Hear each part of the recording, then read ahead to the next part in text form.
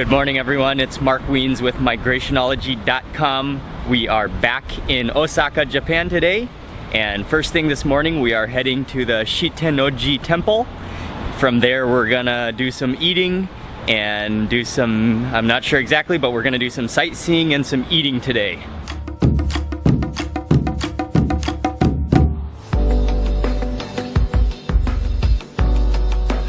We made it to the temple, and that was about a 15-minute walk from the Namba area, but a very pleasant walk, and the weather is really nice.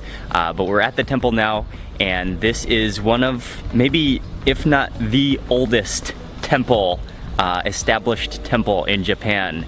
And it was established back in 593, making it almost 1,500 years old, although it has been rebuilt many times. One of the parts of the temple that I'm looking forward to is there's a pagoda over that way, I believe, where you can climb to the top for a view. So that's where I'm heading now. Check out that pigeon just chilling there on the ledge and overlooking the pond, which is full of turtles. And unfortunately, you cannot go to the top. I'm not sure if that's because they are doing construction, and also it costs 300 yen for entrance. So since I'm unfortunately not able to go to the top, I think I will not go in. But if that is available, I think that would be a cool thing to climb up to the top for a view. We just finished at the temple, and what I really liked is just the ancient architecture of the different buildings. We're now gonna walk through a big park and then head to a shopping, food and entertainment district. We are walking through the park now, and in back of me here is the Museum of Art, but I don't think we're gonna enter. And then in back of me towards the other side is the Osaka Zoo, which is also right in the park. But we are heading towards that Hitachi structure in the back, and we are gonna go to an area called Shinsekai. Directly across the entrance of the zoo and Tennoji Park is the Shinsekai area. We weren't really planning to come here so fast, but we saw that there was no line right now since it's kind of early, and so we decided to just jump in line because this place will have a line all day long, I think, very soon. Since we're three of us, we decided to go for the set, the 2,000 yen set, which includes a range of different skewers. And this is one of the most famous areas to eat a famous Osaka food called kushikatsu, which from what I've seen in the photos is just all sorts of ingredients which are sort of breaded and put on a skewer and then deep fried. And so we got into this restaurant. This restaurant, there are many branches around Osaka that I've seen in many of the markets. And so this will be my first taste of Osaka style kushikatsu. And it looks like a bunch of chicken nugget type of things, all skewered and deep fried. There's a hot dog, there's shrimp on here, there's some cheese, there are some vegetables in the mix, there are some nuggets of, there's like a, I don't know what this is, a V of something, but some interesting shapes, and they are all golden brown. And let's see, I think I'll test this one first. And one of the things they are very strict about here is no double dipping, because it's paired with this sauce, and so you just get one dip per fried item. And if you need more sauce, it says on the instruction card that you can grab a piece of cabbage and dip in for more sauce, and then apply it onto your nugget. So I'm gonna go in for one dip. But I haven't tasted the sauce yet, so I don't wanna over dip. That should be good. Oh, that one is the meatball. Okay, that is pretty tasty. The deep friedness is very crispy, and then that sauce is, I can definitely taste the Worcestershire flavor. It's a little bit sour and a little bit salty. Let me go in for a dip. And actually, I think you want to go more for a dunk than a dip, because that sauce is really good.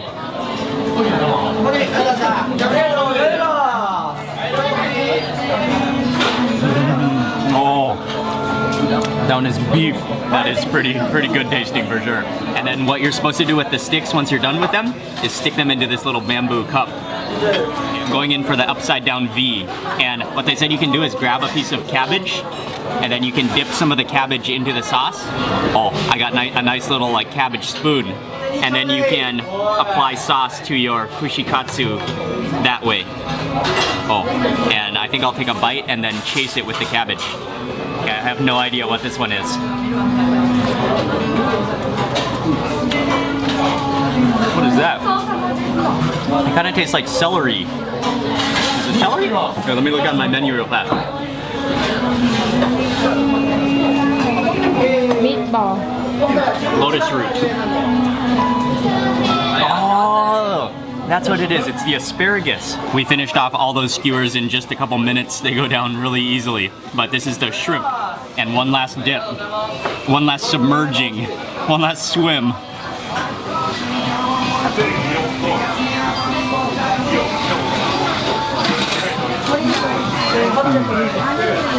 Yeah, that is pretty good. But do I have some sauce going down my chin? That really does taste like a shrimp onion ring.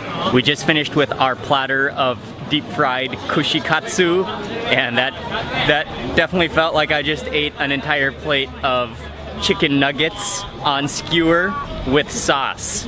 But I'm pleasantly surprised actually that it doesn't sound that good to me. But actually they were very tasty. But it is pretty expensive for what you get, I think, because I'm not even, that was just tasted good. It's not really filling at all, and just kind of a snack and kind of a leisure thing to eat. And this whole area, there are many kushikatsu restaurants. We went to kind of the most famous chain restaurant in this area and in Osaka, but I think there are a lot of options around here that you can try as well.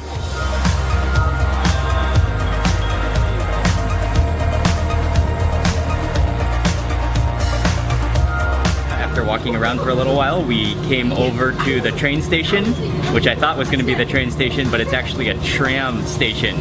So we got on the tram and we are going to head south towards the Sumiyoshi area, which is, there's a park and a shrine. We're going to walk around that area next.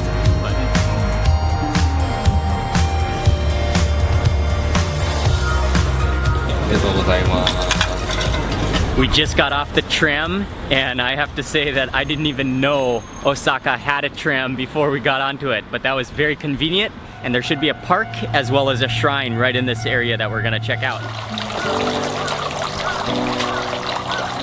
One of the most famous parts of visiting this park and temple is the Arch Bridge, which has some ancient history to it, but I think it has been rebuilt a number of times. But it is almost a perfect half moon shape, half circle, and it goes really steep up, painted orange, and there it is right in front of me. So you are supposed to cross over this bridge and then you enter into the main part of the temple.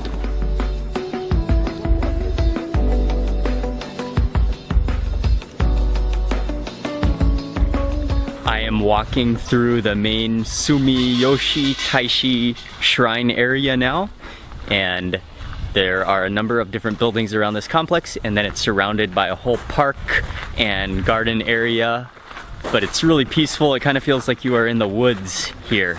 That was very pleasant to walk around. The trees are really nice, and the pine trees back in the complex are also very nice.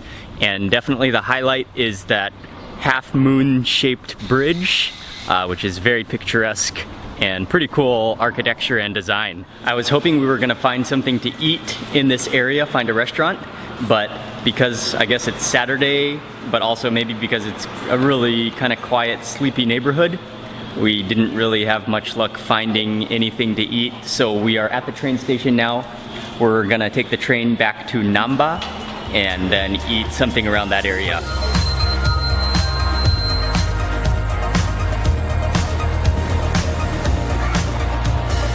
We made it off the train at Namba and we just took a walk down the street, and I think we're gonna stop in for a conveyor belt sushi restaurant. Chai, chai, chai.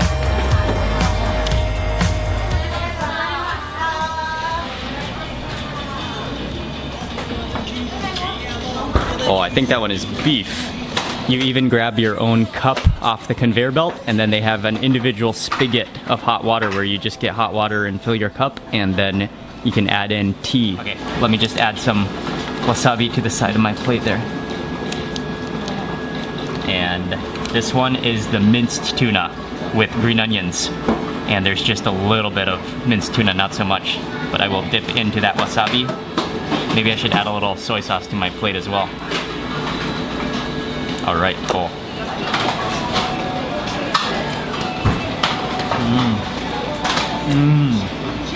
Oh, that was a lot of wasabi on that bite.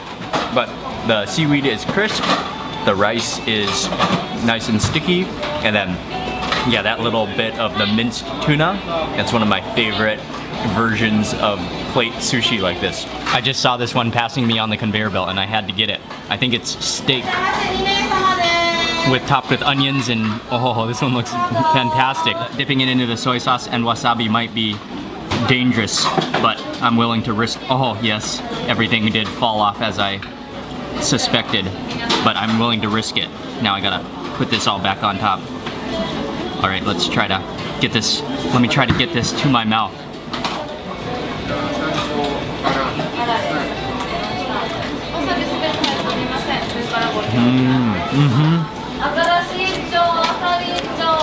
Steak and rice and a lot of wasabi up my nose. One bite. Next bite. I would love to sit here and just keep eating more and more and just stacking the plates, but this is Ying and my stack, and I think we have not reached our fullness limit, but we have reached our budget limit. It's actually not that cheap. It is budget sushi, and the quality is not extremely good, but I still like it. And I think people really go in there to have a quick sushi meal, and you can decide what you want to eat, and then you can just grab and eat and go. I think that's the main benefit of going there. But if you're not careful, you will wind up just keep eating plates and plates, and you'll wind up with a pretty big bill if you're not careful. After going back to our apartment and resting for a couple of hours this afternoon, we are now walking around the Dotonbori area, and it is Saturday night. It is packed here this evening. I am standing on a bridge that sort of connects the Dotonbori area and Shinsaibashi. This bridge is extremely popular for people to stop and take photos, mainly of the gigantic neon lit advertising. This is one of the most famous of the advertising boards, but then you can just see all around me is just lit up, full of advertising. I think we're gonna quickly stop into this restaurant right here to eat what you can probably guess is gyoza. We got our plate of fried gyoza and it's piping hot. I'm going to eat my first gyoza with a big gyoza statue in back of me, or to the side of me. And let me just go ahead and put some of this chili on, since I know that it will be improved with that. Oh, and they are gooily stuck together.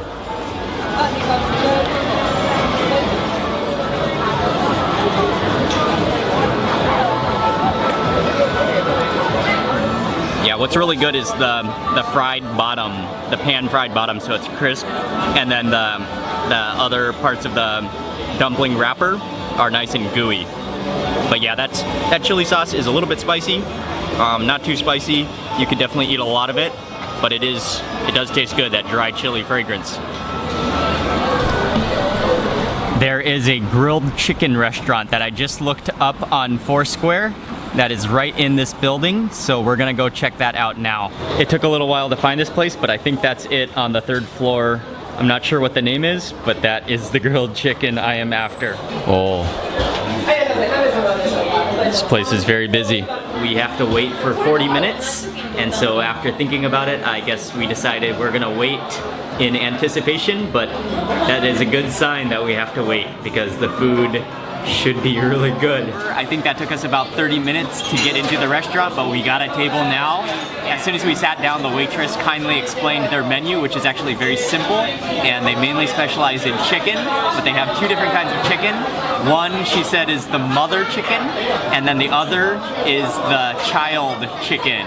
So it's like an old chicken and a young chicken, and she said the old chicken is more firm, while the young chicken is really juicy and soft. They just offered us aprons, and I could not resist using one. This is gonna be an apron meal. A bib. That's what it's called, a bib. I believe he said this darker colored meat is the old chicken, and the lighter colored meat, that is the baby chicken. So I'm gonna have to start with this older chicken, and this is just so beautiful. It literally almost looks like roast pork belly. Look at the layers on that chicken, and just look at that crispy skin on the edges. On the table there is no sauce, so I think the chicken is supposed to be seasoned perfectly how it is. So my first taste of the old chicken. That is very, very firm, very firm. Maybe just slightly rubbery, but very natural tasting. It took me a little while to chew and to get that flavor, but once I started chewing, and the chicken just kept releasing flavor. And as I'm chewing right now, it keeps on releasing just unbelievable flavor. Oh, wow. It is a little bit on the chewy side, which is how it's supposed to be because it's an old chicken, but wow. I don't know if I've ever tasted that kind of depth of flavor in a chicken before. Unbelievable. And then this one is the young chicken, and you can see the color, how white that is compared. And just look at that oil and juice. That is just crazy. Oh, it looks like pork belly. I gotta try to get it to my mouth before it drips all over me. Oh, actually, I have a bib, so I don't need to worry about that.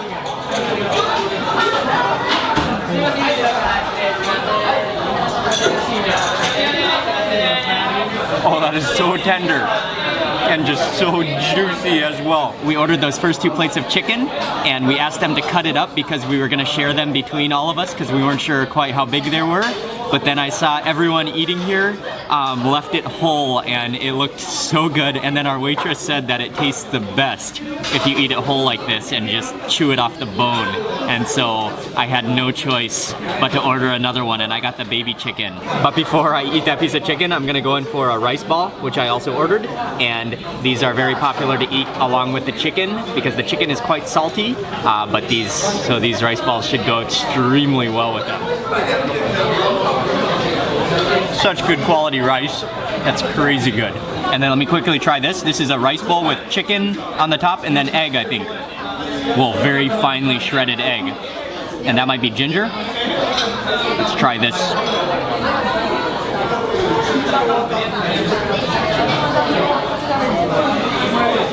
Yeah, that's awesome too. I think they use some of the chicken broth to cook that rice. I am ready to pick this up. And what everybody does is they take a couple of napkins and they wrap it around the end of the drumstick like this, I hope.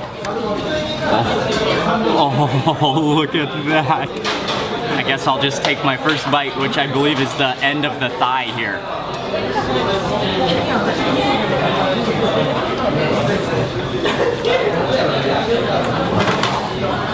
It's so incredibly flavorful and so kind of salty, very on the salty side, but that makes it so ridiculously good. Juice is just starting to rise to the top of that bite on top of that chicken. Just look at, oh my, it's unbelievably juicy and good. I cannot even hardly believe it.